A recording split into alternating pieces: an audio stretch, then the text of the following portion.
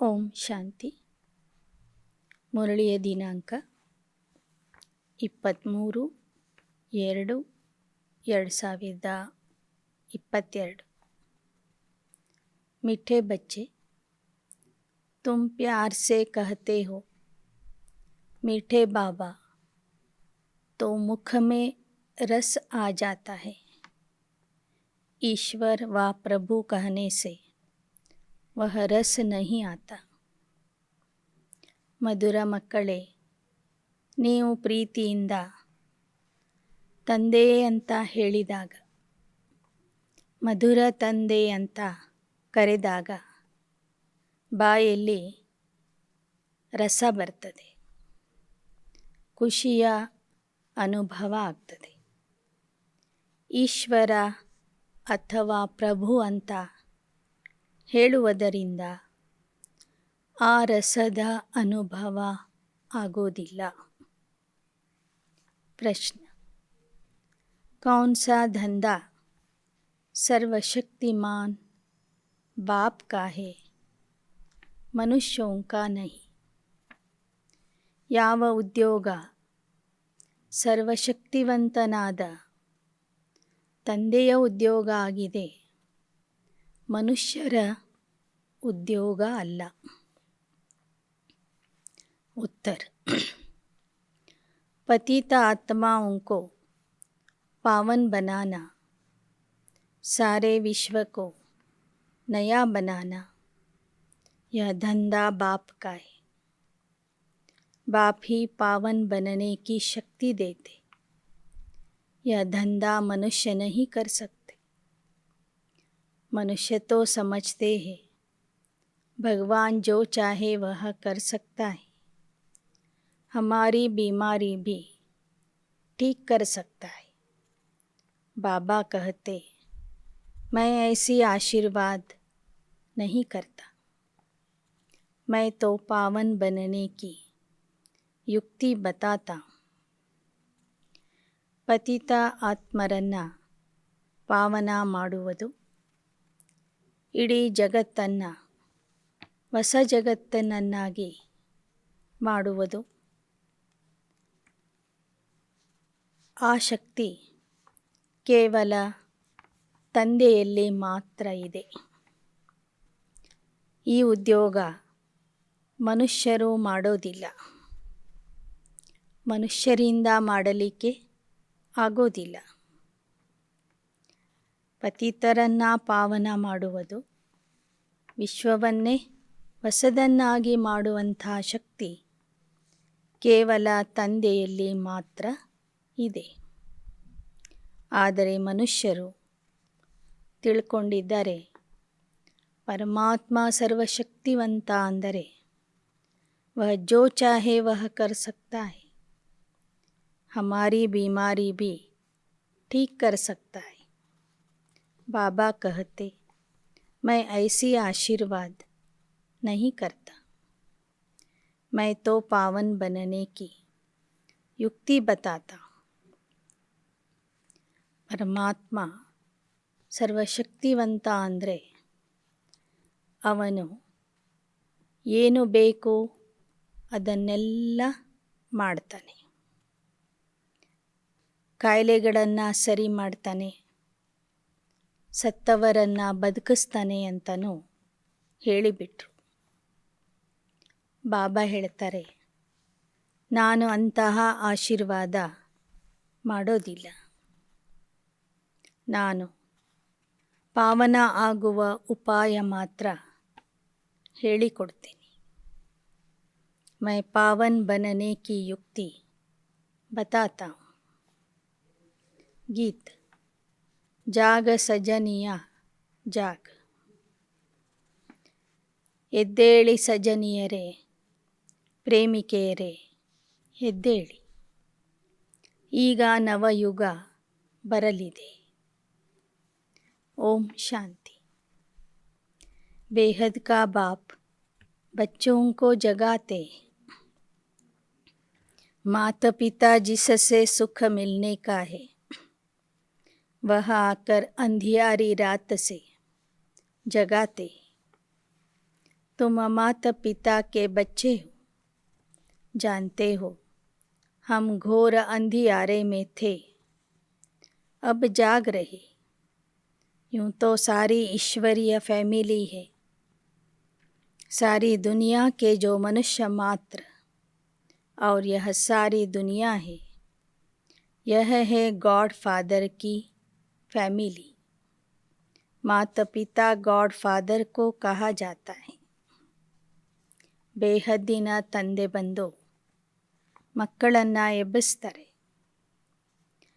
ಮಾತಾ ಪಿತಾ ತಂದೆ ಯಾರಿಂದ ಅಪಾರವಾದ ಸುಖ ಸಿಗಲಿದೆ, ಆ ತಂದೆಯೇ ಬಂದು ಮಕ್ಕಳನ್ನು ಅಂಧಕಾರದ ರಾತ್ರಿಯಿಂದ ಎಬ್ಬಿಸ್ತಾರೆ.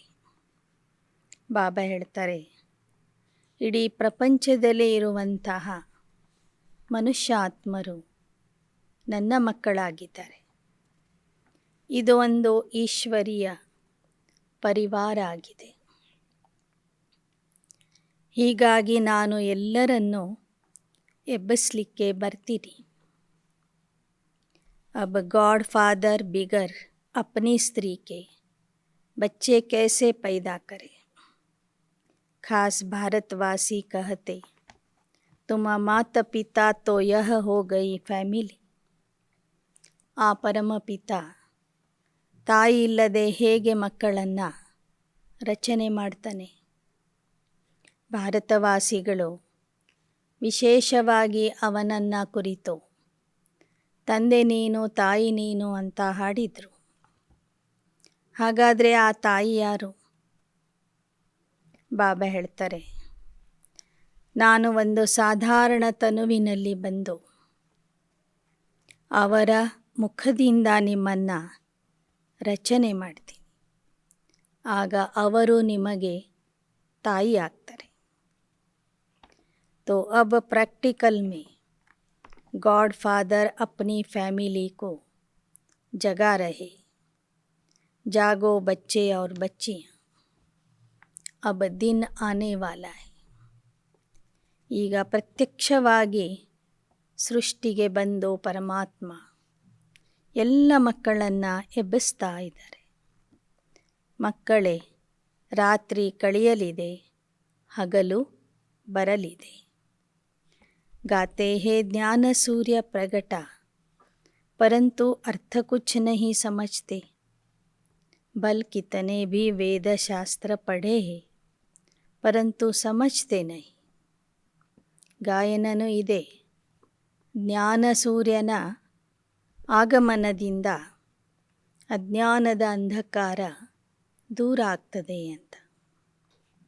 ಬಲೆ ಮನುಷ್ಯರು ಅನೇಕ ವೇದ ಶಾಸ್ತ್ರಗಳನ್ನು ಓದಿದ್ದಾರೆ, ಆದರೆ ಅದರ ಅರ್ಥ ಅವರಿಗೆ ತಿಳಿದಿಲ್ಲ.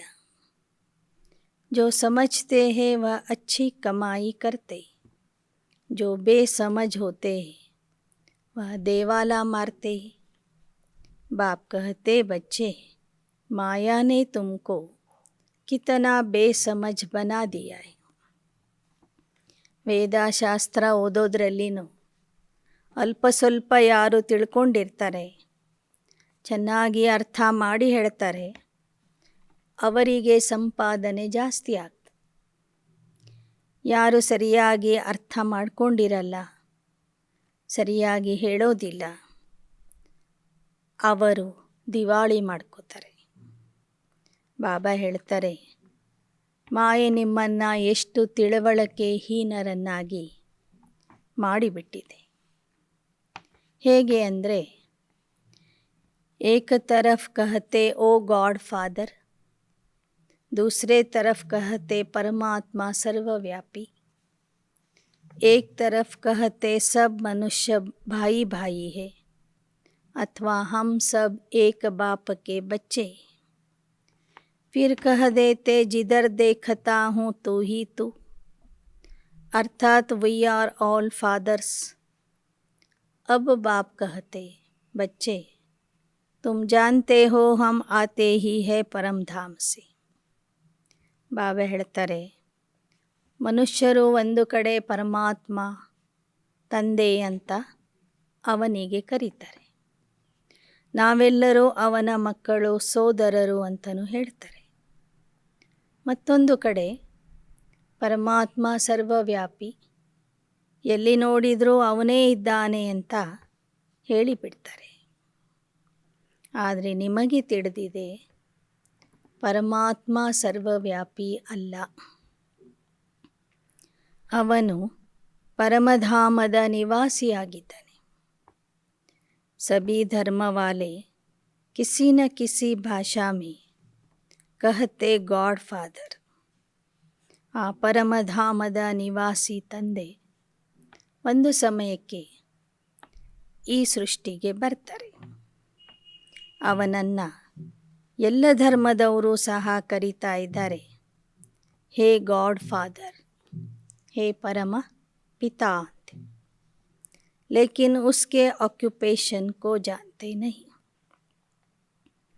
उसने इतनी बड़ी सृष्टि रची, बाप में सारा ज्ञान है, उनको ज्ञान का सागर, नॉलेजफुल कहा जाता है. कहते भी है वह सत्य है, सच बोलने वाला है और सदैव अमर है. अमर कथा सुनाते. ಯಾರನ್ನ ಕರೀತಾ ಇದ್ದಾರೋ ಅವನ ಉದ್ಯೋಗ, ನಾಮ, ರೂಪ, ಕರ್ತವ್ಯದ ಬಗ್ಗೆ ಏನೂ ತಿಳ್ಕೊಂಡಿಲ್ಲ. ಆದರೆ ವಾಸ್ತವಿಕವಾಗಿ ಅವನು ಜ್ಞಾನದ ಸಾಗರ, ಸತ್ಯ, ಸದಾ ಅಮರ ಆಗಿದ್ದಾನೆ. ಸತ್ಯ ಮಾತನಾಡುವವನು ಮಕ್ಕಳನ್ನು ಅಮರ ಲೋಕಕ್ಕೆ ಕರ್ಕೊಂಡು ಹೋಗೋನು. ಅಮರ ಕಥಾ ಸುನಾತೆ. ಅವನೇ ಬಂದು ಅಮರ ಕಥೆಯನ್ನು ಹೇಳ್ತಾರೆ. ಅಮರನಾಥ ಶಿವ ಬಾಬಾ हमको अमर कथा सुनाकर अमर लोक का मालिक बना रहे. जो भी पढ़ने वाले बच्चे बच्चियां होंगे वह किसके बच्चे? माता पिता के. तुम सब पार्वतियाँ हो, तुमको अमर कथा सुना रहे. ಅಮರನಾಥ ಶಿವ ತಂದೆ ಅಮರ ಕಥೆಯನ್ನು ಹೇಳಿ ಮಕ್ಕಳನ್ನು ಅಮರಲೋಕದ ಮಾಲೀಕರನ್ನಾಗಿ ಮಾಡ್ತಾರೆ. ನೀವೆಲ್ಲ ಪಾರ್ವತಿಯರು, ನಿಮಗೆ ಅಮರ ಕಥೆ ಹೇಳ್ತಾ ಇದ್ದಾರೆ. ಅಮರ ಕಥೆ ಅಂದರೆ ಅಮರ ಆತ್ಮನ ಜ್ಞಾನ, ಅಮರ ತಂದೆಯ ಜ್ಞಾನ, ಅನಾದಿ ಅವಿನಾಶಿಯಾಗಿ ನಡೆಯುವಂತಹ ಈ ನಾಟಕದ ಜ್ಞಾನವನ್ನು ತಂದೆ ನಮಗೆ ತಿಳಿಸಿಕೊಡ್ತಾರೆ. सृष्टि का यह नाटक फिरता रहता है. सत्य त्रेता नए घर से पुराना होता जाता. स्वास्तिका के भी 4 भाग बनाए. तुम्हारी चढ़ती कला है, गाते हैं चढ़ती कला तुम्हारे भाने सबका भला. ಬಾಬಾ ನಮಗೆ ಸೃಷ್ಟಿ ನಾಟಕದ ಕಥೆನೂ ಹೇಳ್ತಾರೆ. ಈಗ ನೀವು ಏರುವ ಕಲೆಯಲ್ಲಿ ಇದ್ದೀರಿ. ನಿಮ್ಮ ಏರುವ ಕಲೆಯಿಂದ ಇಡೀ ಜಗತ್ತಿಗೆ ಒಳ್ಳೆಯದಾಗ್ತಿದೆ. ಸಭಿ ಮನುಷ್ಯ ಮಾತ್ರ ತಮೋ ಪ್ರಧಾನ್ ದುಃಖ ಸೆ छूट ಸತೋ ಪ್ರಧಾನ್ ಬನ್ ಜಾತೆ. ಈ ಸಮಯದಲ್ಲಿ ಪರಮಾತ್ಮ ಬಂದ ನಂತರ ಎಲ್ಲ ಮನುಷ್ಯರು ತಮೋ ಪ್ರಧಾನ ದುಃಖದಿಂದ ಮುಕ್ತ ಆಗಿ ಸತೋ ಪ್ರಧಾನ ಆಗಿಬಿಡ್ತಾರೆ. परमपिता परमात्मा व सिर्फ ईश्वर कहने से बाबा का रस नहीं मिलता. बाबा कहने से वर्षे की खुशबू तब आती जब अपने को बच्चा समझते. ಇನ್ನು ಆ ತಂದೆಗೆ ಈಶ್ವರ ಅಂತ ಹೇಳಿದರೆ, ಪರಮಾತ್ಮ ಅಂತ ಕರೆದರೆ ಅಷ್ಟೊಂದು ಆನಂದದ ಅನುಭವ. ತಂದೆ ಎಂಬ ಶಬ್ದದಲ್ಲಿ ಯಾವ ರಸ ಇದೆ ಆ ರಸ ನಮಗೆ ಸಿಗೋದಿಲ್ಲ. ತಂದೆ ಅಂದಾಗ ಆಸ್ತಿಯ ಪರಿಮಳ ಅದರಿಂದ ಬರ್ತದೆ. हम बाबा के बच्चे तो सभी आत्माएं भी बच्चे हैं, परंतु अभी बाप ने यह नई रचना रची. ಬಾಬಾ ಹೇಳ್ತಾರೆ, ನಾವು ತಂದೆಯ ಮಕ್ಕಳು, ಎಲ್ಲರೂ ತಂದೆಯ ಮಕ್ಕಳು. ಆದರೆ ಅವರಿಗೆ ಸಂಬಂಧ ಸಿಕ್ಕಿಲ್ಲ, ತಂದೆಯ ಸಂಬಂಧ ಸಿಕ್ಕಿಲ್ಲ, ನಮಗೆ ಸಿಕ್ಕಿದೆ. ಹೊಸದಾಗಿ ಬಾಬಾ ನಮ್ಮನ್ನು ರಚನೆ ಮಾಡಿದ್ದಾರೆ. कहते पतित पावन सीताराम. लक्ष्मी नारायण को नहीं कहेंगे कि पतित पावन आओ, क्योंकि वह पावन है. साधु संत सब गाते रहते. गांधी जी भी गाते थे, नई दुनिया में, नए भारत में नया राम राज्य हो. हाथ में गीता उठाते थे, क्योंकि जानते हैं गीता से ही महाविनाश हुआ और नई दुनिया ಸ್ಥಾಪನ हुई. ರಾಮನ ಮುಂದೆ ಹೋಗಿ ಹಾಡ್ತಾರೆ, ಪತಿತ ಪಾವನ ಸೀತಾರಾಮ ಅಂತ. ಲಕ್ಷ್ಮೀನಾರಾಯಣರ ಮುಂದೆ ಹೋಗಿ ಹಾಡೋದಿಲ್ಲ. ನೀವು ಬಂದು ನಮ್ಮನ್ನು ಪಾವನ ಮಾಡಿ ಅಂತಲೂ ಕೇಳೋದಿಲ್ಲ. ರಾಮನ ಮುಂದೆ ಮಾತ್ರ ಹಾಡ್ತಾರೆ. ಆದರೆ ಆ ರಾಮ ಯಾರು ಅಂತನೂ ಜನರಿಗೆ ಗೊತ್ತಿಲ್ಲ. ಗಾಂಧೀಜಿಯವರು ಸಹ ಇದನ್ನೇ ಹೇಳ್ತಿದ್ರು. ರಘುಪತಿ ರಾಘವ ರಾಜಾರಾಮ್ ಪತಿತ ಪಾವನ ಸೀತಾರಾಮ್ ಅಂತ. ಭಾರತದಲ್ಲಿ ನಯಾ ರಾಮರಾಜ್ಯವು ಹಾಥ ಮೇ ಗೀತಾ ಉಠಾತೆ ಥೆ. ಗಾಂಧೀಜಿಯವರು ಮುಖದಿಂದ ಸೀತಾರಾಮ್ ಅಂತ ಹಾಡ್ತಿದ್ರು. ಭಾರತದಲ್ಲಿ ರಾಮರಾಜ್ಯ ಬರಲಿ ಅಂತ ಬಯಸ್ತಾ ಇದ್ರು. ಕೈಯಲ್ಲಿ ಮಾತ್ರ ಭಗವದ್ಗೀತೆಯನ್ನು ಹಿಡ್ಕೊಂಡಿದ್ರು. ಗೀತಾ ಸೆ ಮಹಾವಿನಾಶ ಹುವಾ, ನೈ ದುನಿಯಾ ಸ್ಥಾಪನ ಹುಯಿ. ಭಗವದ್ಗೀತೆಗೂ ರಾಮರಾಜ್ಯಕ್ಕೂ ಏನು ಸಂಬಂಧ ಇದೆ ಅನ್ನೋದು ಅವರಿಗೆ ಗೊತ್ತಿರಲಿಲ್ಲ.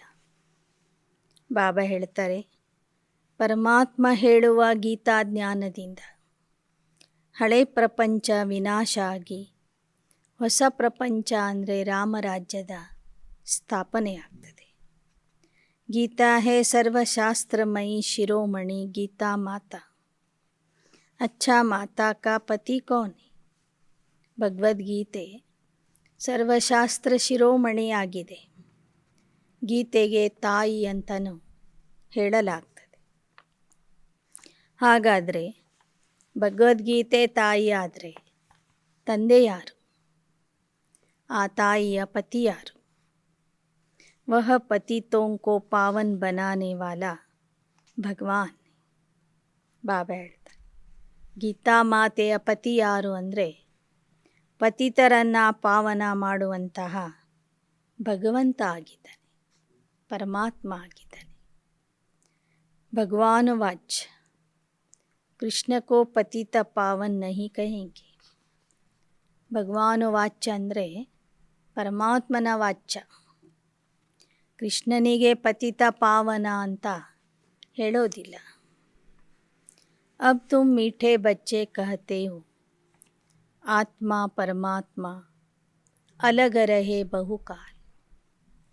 कहते हैं महान आत्मा पुण्य आत्मा, ऐसे नहीं कहते महान परमात्मा. ನಾವು ಆತ್ಮರು ಪರಮಾತ್ಮನಿಂದ ಅಗಲಿ ಬಹಳ ಸಮಯ ಆಗಿದೆ. ಆತ್ಮರೇ ಬೇರೆ, ಪರಮಾತ್ಮನೇ ಬೇರೆ. ಆತ್ಮರಿಗೆ ಮಹಾತ್ಮ, ಪುಣ್ಯಾತ್ಮ, ದೇವಾತ್ಮ, ಧರ್ಮಾತ್ಮ ಅಂತ ಹೇಳಲಾಗ್ತದೆ. ಪರಮಾತ್ಮನಿಗೆ ಮಹಾನ ಪರಮಾತ್ಮ, ಧರ್ಮ ಪರಮಾತ್ಮ, ಪುಣ್ಯ ಪರಮಾತ್ಮ ಅಂತ ಹೇಳೋದಿಲ್ಲ. ಫಿರ್ ಅಪ್ನೆ ಕೋ ಶಿವೋಹಂ ಪರಮಾತ್ಮ ಆದಿ ಕ್ಯೋ ಕಹತೆ. पुण्य आत्मा पाप आत्मा कहते, फिर निर्लेप क्यों कहते. तुम ब्राह्मणों ने यह सारा जान लिया है. ಬಾಬಾ ಹೇಳ್ತಾರೆ, ಮನುಷ್ಯರು ತಾನೇ ಶಿವ ಅಂತಲೂ ಹೇಳ್ಕೊತಾರೆ. ಒಮ್ಮೊಮ್ಮೆ ತಾವೇ ಪುಣ್ಯಾತ್ಮ ಪಾಪಾತ್ಮ ಅಂತಲೂ ಹೇಳ್ಕೊತಾರೆ. ಮತ್ತೆ ಹೇಳ್ತಾರೆ ಆತ್ಮ ನಿರ್ಲೇಪ ಅಂತ. ಪಾಪಾತ್ಮ ಪುಣ್ಯಾತ್ಮ ಅಂದರೆ ಏನು? ಪಾಪ ಪುಣ್ಯ ಆತ್ಮದಲ್ಲಿ ಲೇಪನೆ ಆಗಿದೆ ಅಂತ ಅರ್ಥ. ಪಾಪದೇಹ ಪುಣ್ಯದೇಹ ಅಂತ ಹೇಳೋದಿಲ್ಲ.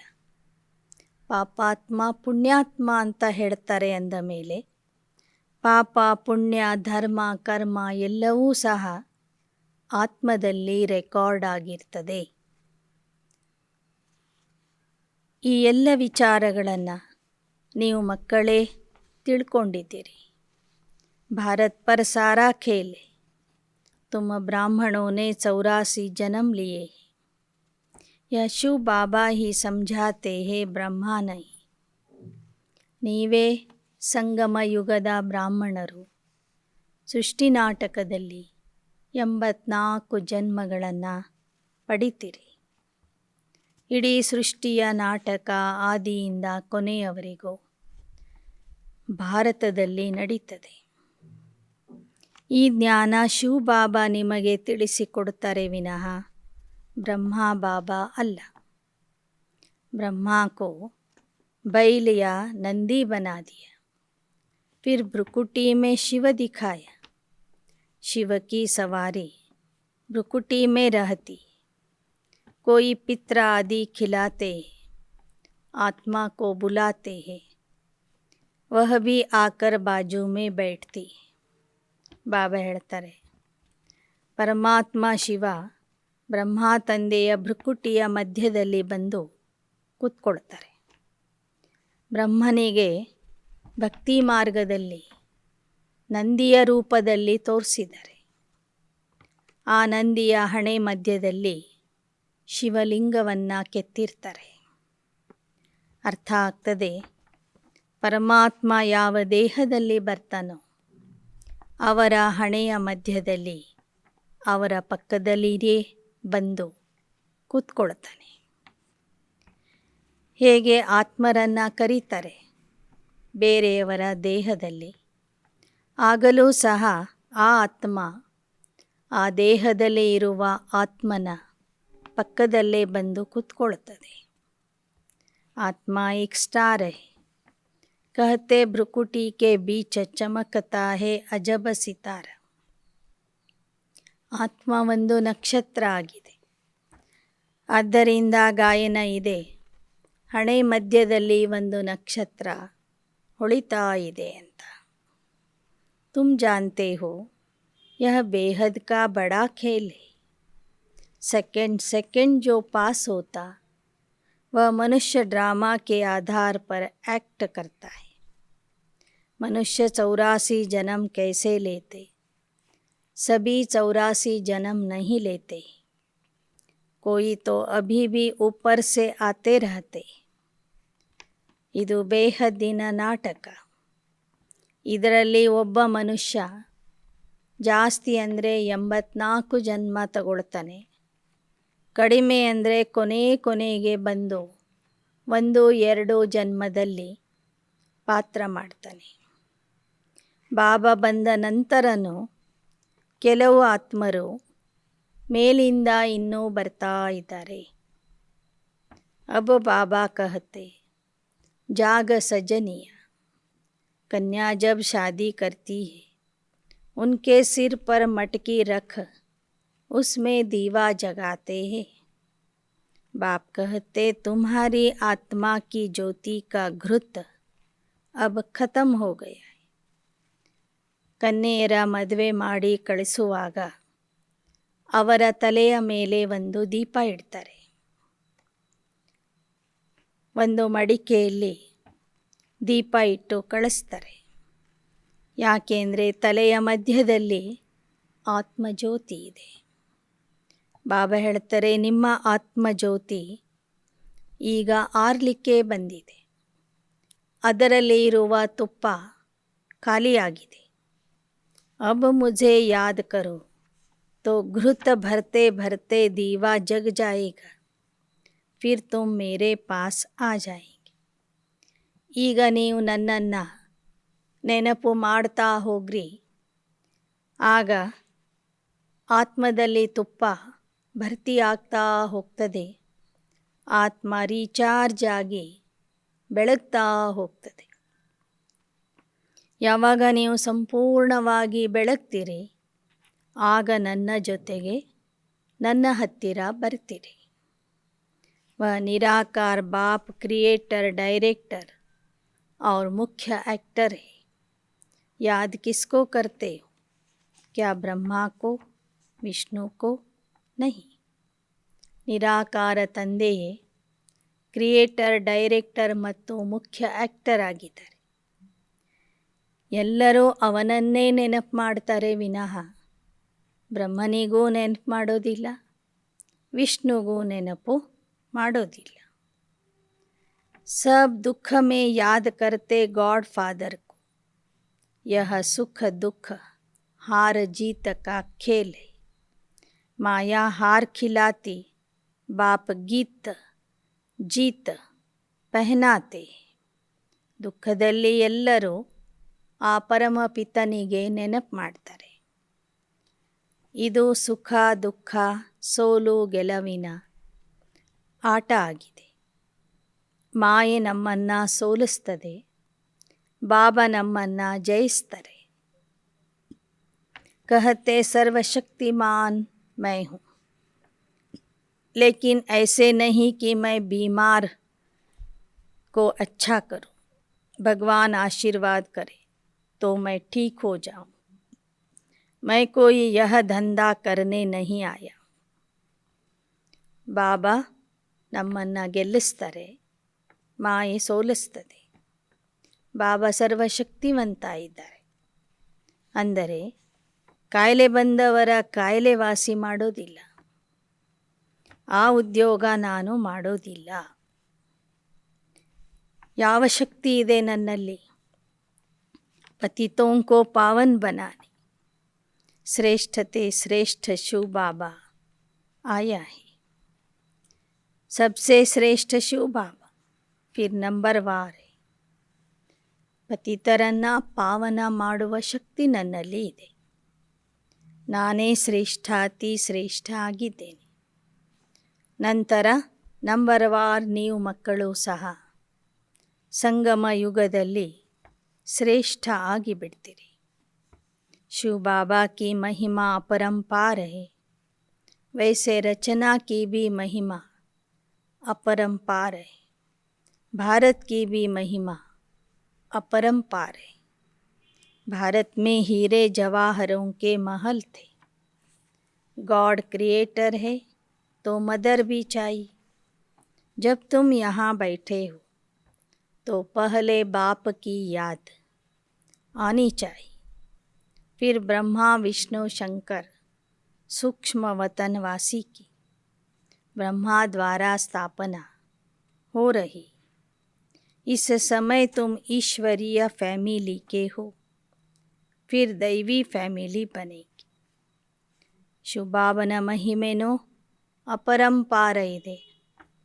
ಭಾರತದ ಮಹಿಮೆನೋ ಅಪರಂಪಾರ ಇದೆ. ಭಾರತದಲ್ಲಿ ಚಿನ್ನದ ಅರಮನೆಗಳಿದ್ದವು. ಅದನ್ನು ಪರಮಾತ್ಮ ಬ್ರಹ್ಮನ ಮೂಲಕ ಸ್ಥಾಪನೆ ಮಾಡಿರ್ತಾನೆ.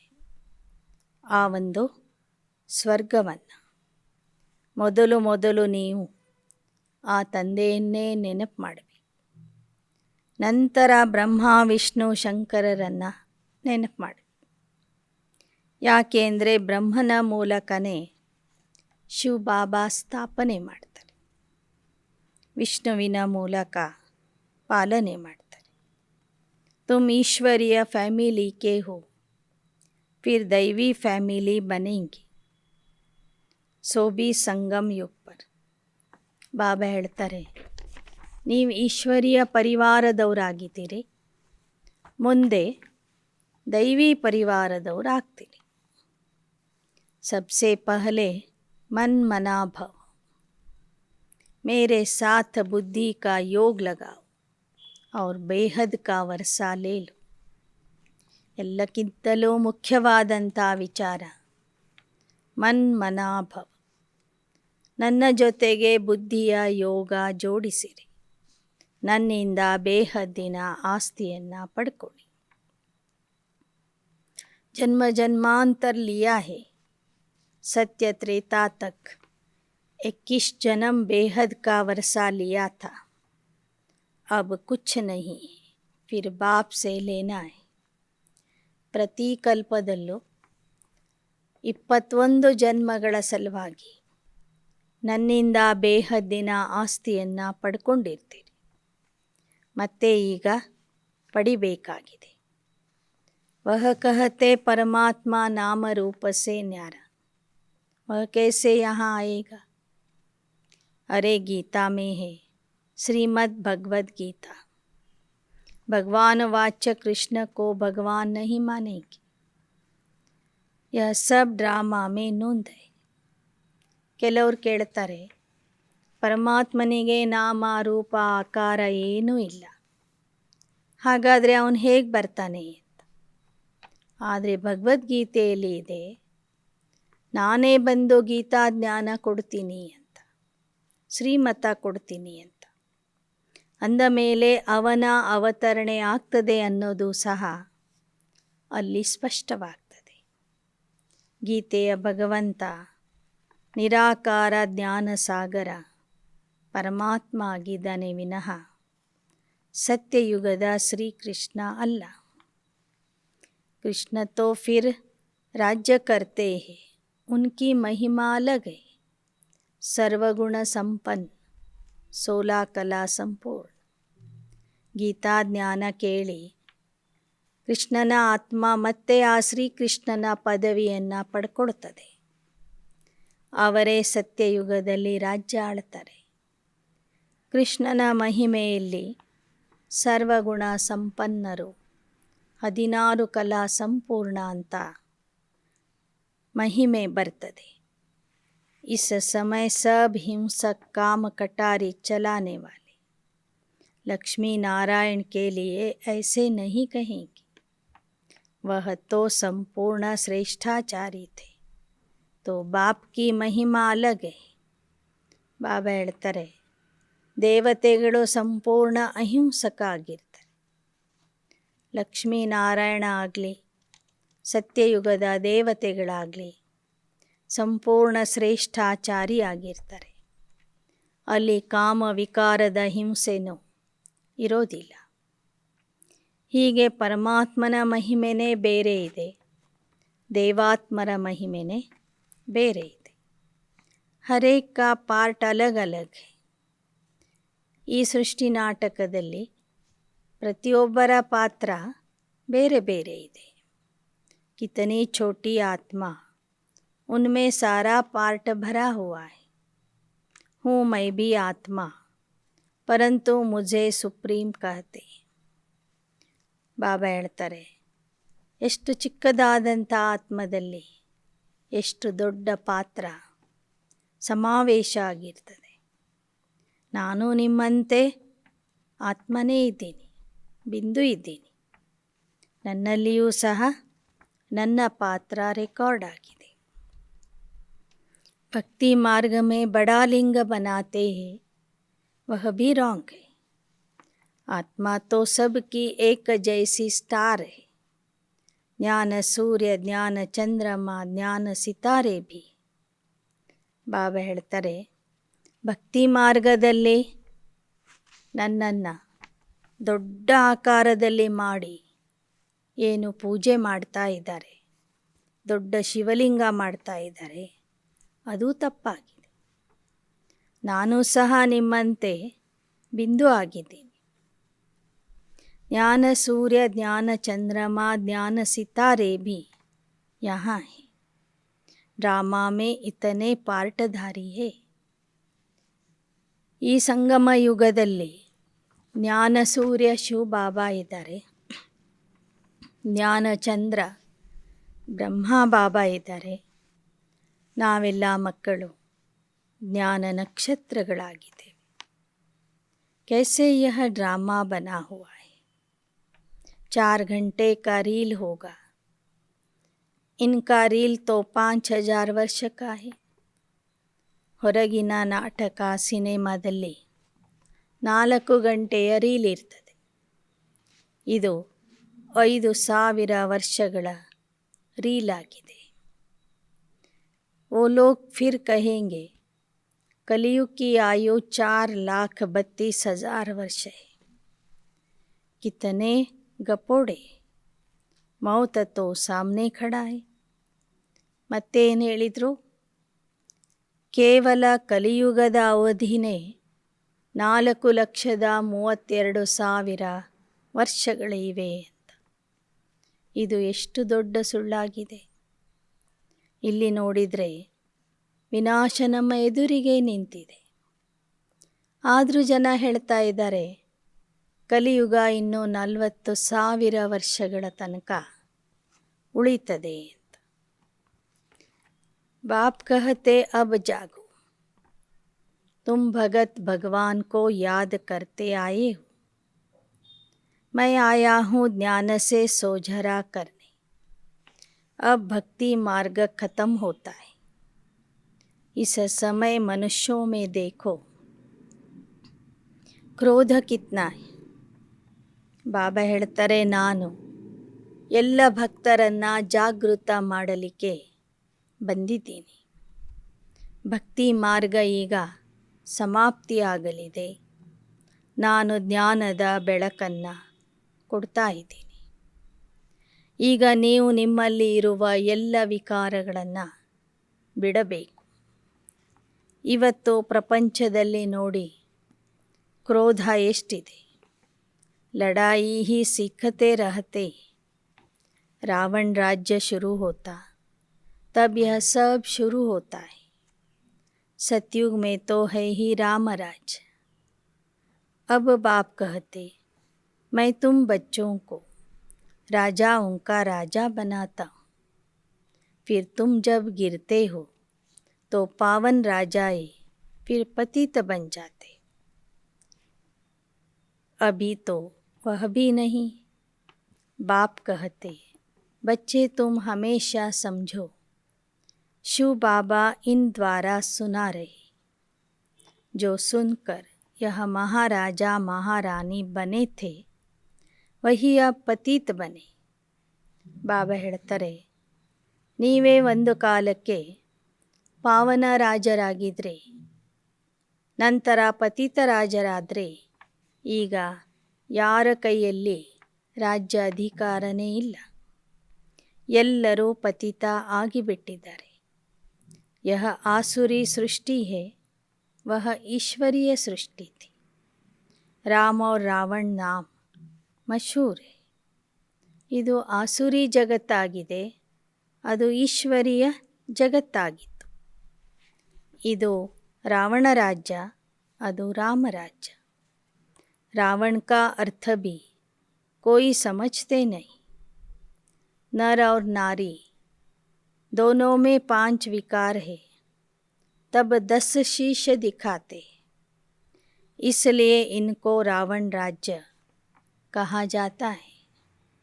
दीपमाला में पूजा करते. महालक्ष्मी को 4 भुजाएं देते. 2 लक्ष्मी की, 2 नारायण. ಬಾಬಾ ಹೇಳ್ತಾರೆ, ರಾವಣ ಅಂದರೆ ನರ ಮತ್ತು ನಾರಿಯಲ್ಲಿ ಇರುವ 5 ವಿಕಾರಗಳು ಸೇರಿಸಿ 10 ವಿಕಾರಗಳ ಸಾಂಕೇತಿಕವಾಗಿ 10 ತಲೆಗಳನ್ನು ತೋರಿಸಿದ್ದಾರೆ. ದೀಪಾವಳಿಯಲ್ಲಿ ಮಹಾಲಕ್ಷ್ಮಿಯ ಪೂಜೆ ಮಾಡ್ತಾರೆ. ಅವಳಿಗೆ 4 ಕೈಗಳನ್ನು ತೋರಿಸ್ತಾರೆ. 2 ಕೈ ಲಕ್ಷ್ಮೀದು, 2 ಕೈ ನಾರಾಯಣಂತು. ಬಾಕಿ ವಿಷ್ಣು ಕೋಯಿ ಅವ್ರ ಚೀಸ್ ನಹಿ. ಮಹಾಲಕ್ಷ್ಮಿ ಅನ್ನೋರು ಬೇರೆ ಅಲ್ಲ, ಮಹಾವಿಷ್ಣು ಅನ್ನೋರು ಬೇರೆ ಅಲ್ಲ. 4 ಕೈ ತೋರಿಸಿದ್ದಾರೆ ಅಂದಮೇಲೆ ಅದು ಲಕ್ಷ್ಮಿ ಮತ್ತು ನಾರಾಯಣರ ಕಂಬೈನ್ಡ್ ಸ್ವರೂಪ ಆಗಿದೆ. ಅಬ್ ತುಮ್ ಡಬಲ್ ಸಿರ್ ತಾಜ್ ಬಂತೆ. इस समय तुम स्वदर्शन चक्रधारी हो। तुम जानते हो 84 जन्म हम लेते, बाप से बेहद का सुख, बेहद का वर्षा पाते। हद के बाप से हद का सुख मिलता, बेहद के बाप से बेहद का सुख मिलता। ಬೇಹದ್ದಿನ ತಂದೆಯಿಂದ ಬೇಹದ್ದಿನ ಸುಖ ಸಿಗ್ತದೆ, ಹದ್ದಿನ ತಂದೆಯಿಂದ ಹದ್ದಿನ ಸುಖ ಸಿಗ್ತದೆ. ಸತ್ಯುಗ್ ಹೇ ಬ್ರಹ್ಮ ಕಾ ದಿನ್, ಕಲಿಯುಗ್ ಹೇ ಬ್ರಹ್ಮ ಕಿ ರಾತ್. ಬಾಬಾ ಹೇಳ್ತಾರೆ, ಸತ್ಯಯುಗ ಬ್ರಹ್ಮನ ಹಗಲು, ಕಲಿಯುಗ ಬ್ರಹ್ಮನ ರಾತ್ರಿಯಾಗಿದೆ. ಶಿವ ಬಾಬಾ प्रजापिता ब्रह्मा द्वारा ब्राह्मण और ब्राह्मणियाँ रचते. शिव बाबा ब्रह्मा द्वारा अडॉप्ट करते. बाप कहते मेरे तो तुम हो ही, अब तुमको नया जन्म मिलता है. ನೀವು ಯಾವತ್ತೂ ನನ್ನ ಮಕ್ಕಳೇ, ಆದರೆ ಸಂಗಮ ಯುಗದಲ್ಲಿ ಮತ್ತೆ ನಿಮಗೆ ಹೊಸ ಜನ್ಮ ಕೊಡ್ತೀನಿ. डाडे की प्रॉपर्टी तुमको मिलती, विश्व की राजाई मिलेगी ब्रह्मा द्वार. ಅಜ್ಜನ ಆಸ್ತಿ ತಂದೆಯ ಮೂಲಕ ನಿಮಗೆ ಸಿಗ್ತದೆ. ವಿಶ್ವದ ರಾಜ್ಯ ಭಾಗ್ಯ ಬ್ರಹ್ಮಾರವರ ಮೂಲಕ ಬಾಬಾ ನಮಗೆ ಕೊಡ್ತಾರೆ.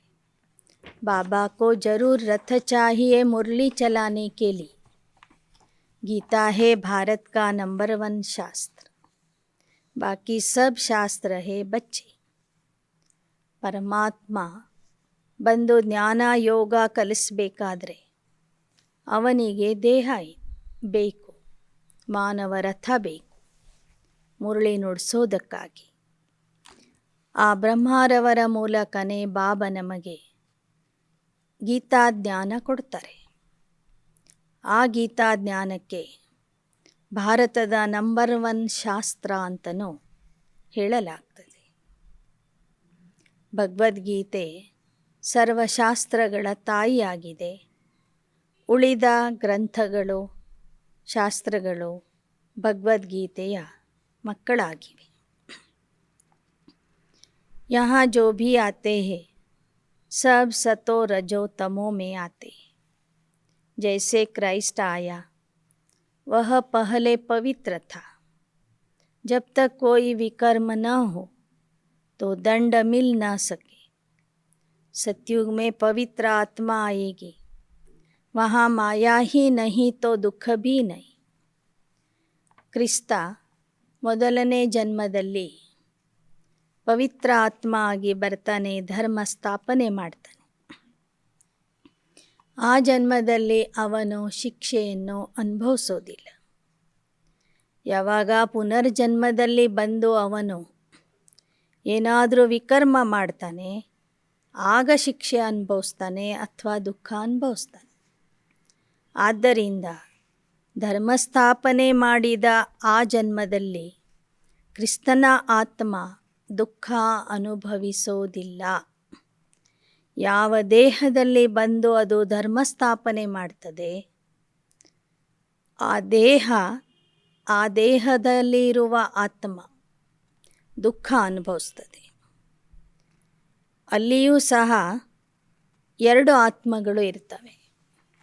ಒಂದು ಮೊದಲಿನಿಂದ ಇದ್ದಂತಹ ಯೇಸುವಿನ ಆತ್ಮ, ನಂತರ ಬರುವಂತಹ ಕ್ರಿಸ್ತನ ಆತ್ಮ. ಅದು ಬಂದು ಧರ್ಮದ ಸ್ಥಾಪನೆ ಮಾಡ್ತದೆ. ಇಲ್ಲಿ ಹೇಗೆ ಬ್ರಹ್ಮಾರವರ ದೇಹದಲ್ಲಿ ಶಿವಬಾಬಾ ಬಂದು ಧರ್ಮ ಸ್ಥಾಪನೆ ಮಾಡ್ತಾರೆಯೋ, ಹಾಗೆ ಎಲ್ಲ ಧರ್ಮಸ್ಥಾಪಕರು ಸಹ ಮೊದಲಿನಿಂದ ಇದ್ದಂಥ ದೇಹಧಾರಿ ವ್ಯಕ್ತಿಯಲ್ಲಿ ಬಂದು ಅವತರಿಸಿ ಬಂದು ಧರ್ಮ ಸ್ಥಾಪನೆ ಮಾಡ್ತಾರೆ. ಮೊದಲನೇ ಜನ್ಮದಲ್ಲಿ ಅವರು ದುಃಖದ ಅನುಭವ ಮಾಡೋದಿಲ್ಲ. जैसे हम भी पहले पवित्र थे, वहाँ माया नहीं थी, दुख भी नहीं था. जब विकर्म शुरू हुए, जब वाम मार्ग में आते तब दुख का अनुभव करते. ನಾವು 2 ಯುಗಗಳಲ್ಲಿ ಪವಿತ್ರ ಆತ್ಮಗಳಾಗಿ ಇರ್ತೀವಿ. ಅಲ್ಲಿ ಮಾಯೆ ಇರೋದಿಲ್ಲ, ಅಂದರೆ ದುಃಖನೂ ಇರೋದಿಲ್ಲ. ಯಾವಾಗ ವಾಮ ಮಾರ್ಗದಲ್ಲಿ ಬಂದು ವಿಕರ್ಮ ಮಾಡಲು ಪ್ರಾರಂಭಿಸುತ್ತೇವೆ, ಆಗ ದುಃಖದ ಅನುಭವ ಆಗ್ತದೆ. यह सब समझने की बातें. कथाएं भी बहुत है. मोह जीत राजा की कथा. मोह जीत है लक्ष्मी नारायण. वह है राम राज्य. यह है ರಾವಣ ರಾಜ್ಯ. ಭಾರತದಲ್ಲಿ ಕಥೆಗಳು ಅನೇಕ ಇವೆ. ಮೋಹಜೀತ ರಾಜನ ಕಥೆನೂ ಇದೆ. ನಿಜವಾದ ಮೋಹಜೀತರು, ನಿರ್ಮೋಹಿಗಳು ಅಂದರೆ ಶ್ರೀ ಲಕ್ಷ್ಮೀ ಶ್ರೀನಾರಾಯಣ. ಬಾಬಾ ಹೇಳ್ತಾರೆ, ಲಕ್ಷ್ಮೀನಾರಾಯಣರ ರಾಜ್ಯ ಅಂದ್ರೇ ರಾಮರಾಜ್ಯ. ಈಗ ಇರೋದು ರಾವಣ ರಾಜ್ಯ. रावण को जलाते. आधा कल्प राम राज्य, आधा कल्प रावण राज्य होता है. इस स्वदर्शन चक्र को तुम जानते. अर्ध कल्प राम राज्य इರ್ತದೆ, अर्ध कल्प ರಾವಣ ರಾಜ್ಯ ಇರ್ತದೆ. ಈ ಚಕ್ರ ಸುತ್ತತಾನೇ ಇರ್ತದೆ. तुम सब गॉड फादरली चिल्ड्रन. ಈ ಸ್ವದರ್ಶನ ಚಕ್ರವನ್ನು ನೀವೇ ತಿಳ್ಕೊಂಡಿದ್ದೀರಿ. ನೀವೆಲ್ಲರೂ ಪರಮಾತ್ಮ ತಂದೆಯ ಮಕ್ಕಳಾಗಿದ್ದೀರಿ. डायरेक्ट बाप ने ब्रह्मा द्वारा अडॉप्ट किया है, इसलिए तुमको सिकी लदे बच्चे कहते हैं. ಪರಮಾತ್ಮ ಈ ಸೃಷ್ಟಿಗೆ ಬಂದು ಬ್ರಹ್ಮಾರವರ ಮೂಲಕ ನಿಮ್ಮನ್ನು ನೇರವಾಗಿ ರಚನೆ ಮಾಡಿದ್ದಾನೆ. ಆದ್ದರಿಂದ ನೀವು ಪರಮಾತ್ಮನ ಅತ್ಯಂತ ಪ್ರೀತಿಯ ಮಕ್ಕಳಾಗಿದ್ದೀರಿ. अच्छा, मीठे मीठे सिकी लदे बच्चों प्रति माता पिता बाप दादा का याद प्यार और गुड मॉर्निंग. रूहानी बाप की रूहानी बच्चों को नमस्ते. रूहानी बच्चों की रूहानी बाप दादा को याद प्यार, गुड मॉर्निंग और नमस्ते नमस्ते नमस्ते. धारणा के लिए मुख्य सार. ಧಾರಣೆಗಾಗಿ ಮುಖ್ಯಾಂಶಗಳು. आत्मारूपी दीपक को सदा जागृत रखने के लिए याद का घृत डालते रहना.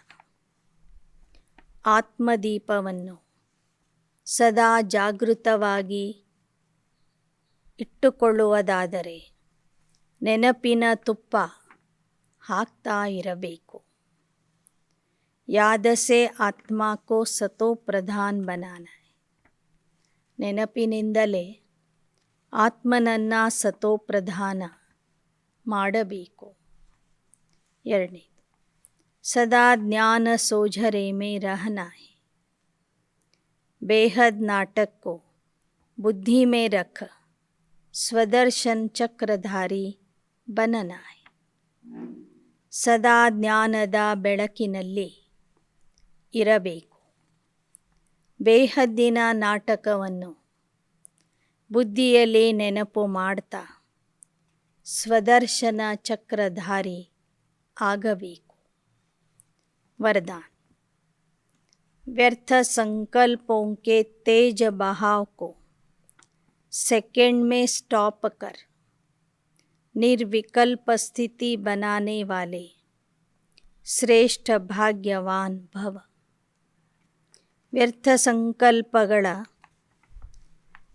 ತೀವ್ರ ಪ್ರವಾಹವನ್ನು ಕ್ಷಣದಲ್ಲಿ ನಿಲ್ಲಿಸಿ ನಿರ್ವಿಕಲ್ಪ ಸ್ಥಿತಿಯಲ್ಲಿ ಇರುವಂತಹ ಶ್ರೇಷ್ಠ भाग्यवान भव.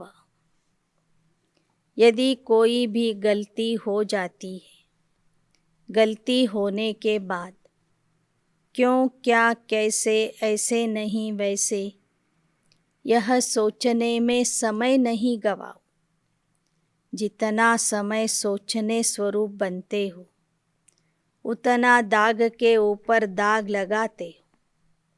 पेपर का टाइम कम होता है, लेकिन व्यर्थ सोचने का संस्कार पेपर के टाइम को बढ़ा देता है। इसलिए व्यर्थ संकल्पों के तेज बहाव को परिवर्तन शक्ति द्वारा सेकंड में स्टॉप कर दो। निर्विकल्प स्थिति बन जाएगी।